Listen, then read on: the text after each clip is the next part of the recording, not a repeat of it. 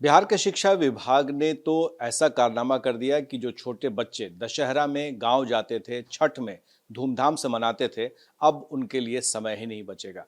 शिक्षा विभाग ने ऐसा क्यों किया? क्या है इस पर प्रतिक्रिया? आरजेडी के नेता भाई वीरेंद्र से जानते हैं।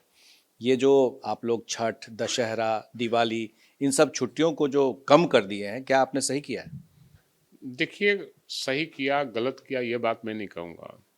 लेकिन ये बात तो सही है कि सरकार कैलेंडर साल का तय करती है कि गर्मियों में छुट्टी कितनी रहेगी, दशहरा में छुट्टी कितनी रहेगी, दीपावली में छुट्टी कितनी रहेगी और कौन कौन छुट्टियाँ अवेल किया जा सकता है, ये सरकार तय करती है।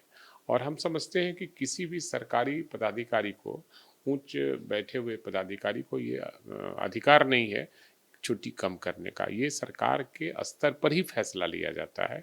इसलिए को जो लोग भी इस तरह से बयान दिए हैं या चिट्ठी पत्र जारी किए हैं, तो निश्चित रूप से सरकार उसको देखेगी और सरकार के नियम के खिलाफ में अगर कोई काम करता है तो सरकार इसको देखेगी। देखने का अर्थ ये हुआ कि क्या छुट्टियां जो रद्द की गई हैं, तो क्या इसके आप लोग पक्ष में है? आरजेडी क्या इसे? नहीं नहीं, पक्ष की और विपक्ष की बात नहीं है। सवाल है, कैलेंडर तय होता है साल का, किस दिन उसमें कभी कभी फेरबदल होता है कि तिथियां बदल जाती है।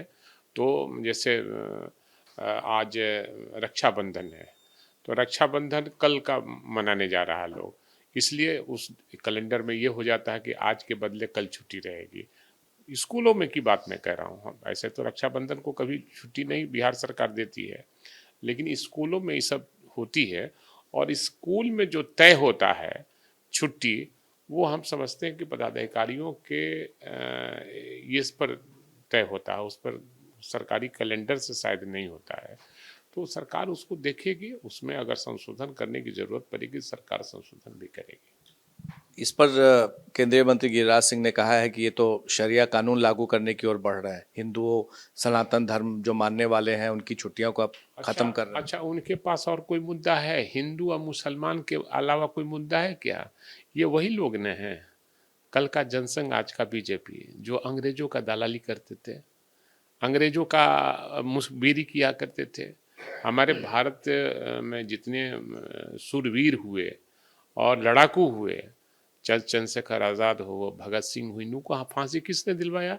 ये कल का जनसंघ आज का बीजेपी वाले नेता ही मुखबिरी कर कर दिलवाने का काम किया था। ये अंग्रेजों के साथ कंधे से कंधे मिलकर देश की आज़ादी के खिलाफ में काम करते थे लोग, वही लोग हैं।